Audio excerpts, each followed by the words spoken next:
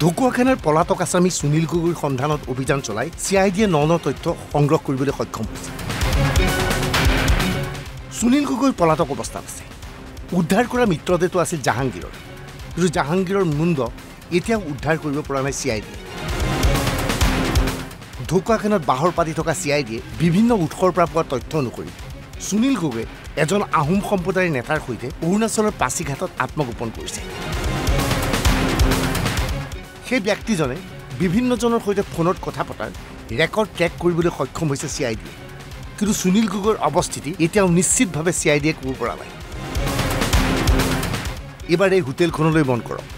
গোগামুখ চাৰিআলিৰ এই হোটেলখনৰ নাম পূৰ্ণিমা। শুনি আচৰিত হ'ব, ঘটনাৰ আগৰ নিশা সুনীল গগৈয়ে এই হোটেলখনত কটাইছিল।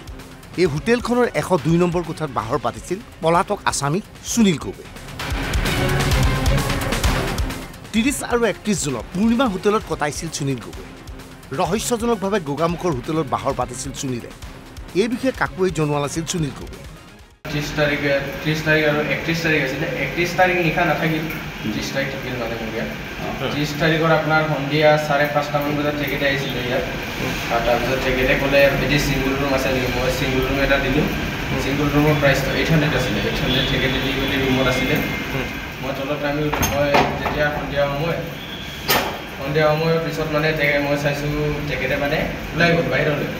বাহিৰৰ পৰা গেটটো লক হৈ আছে। তাৰপিছত মই আপোনাৰ ভাত খাব গুচি গ'লোঁ 8:30 বজাত।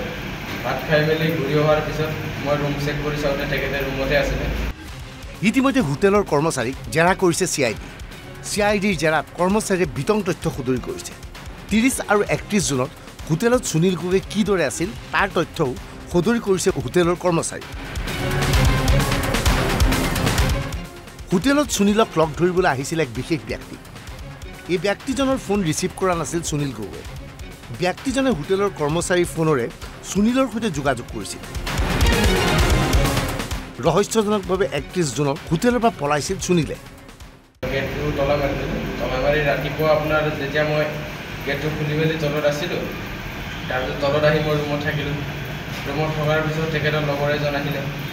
লগৰ এজন এনেই আবেলি বা 1-2 তেনেকুৱা সময়ত আহিছে।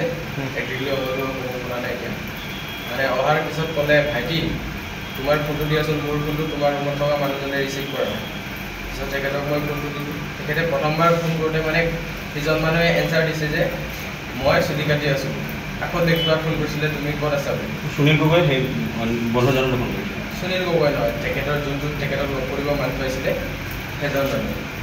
তেখেতে মানে ক'লে তুমি ক'ত আছা? সুনীল গগৈ বা কোন আছিলে এইটো মই ক'ব জনা নাই। তাৰপিছত মানে তেখেতে এনচাৰ দিলে, ক'লে কি মই চুলি কাটি আছোঁ।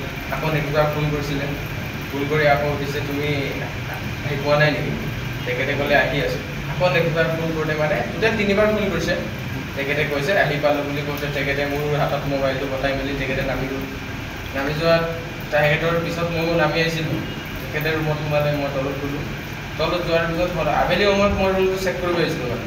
মানুহকেইটা বিলটো নেক্সট দিনা লোৱা নাই, ল'ব আহিছিলোঁ। তেখেতে মানে তেতিয়া দুৱাৰ খোলা আছে মানে এদি ওলাই গুচি গ'ল আৰু নেক্সট দিনাখনে বিলটো দিয়া নাই আৰু। চিআইডি নিশ্চিত সুনীল এতিয়াও জীৱিত অৱস্থাত আছে। সুচতুৰ অপৰাধীৰ দৰে কৌশলেৰে আত্মগোপন কৰিছে সুনীল গগৈ। আৰক্ষীৰ সন্দেহ সুনীল অৰুণাচলৰ পৰা এতিয়াও আঁতৰি যোৱা নাই। শীঘ্ৰে সুনীলক কৰায়ত্ব কৰিব পৰা যাব বুলি ধাৰণা কৰিছে CID. Bureau' report, NB news.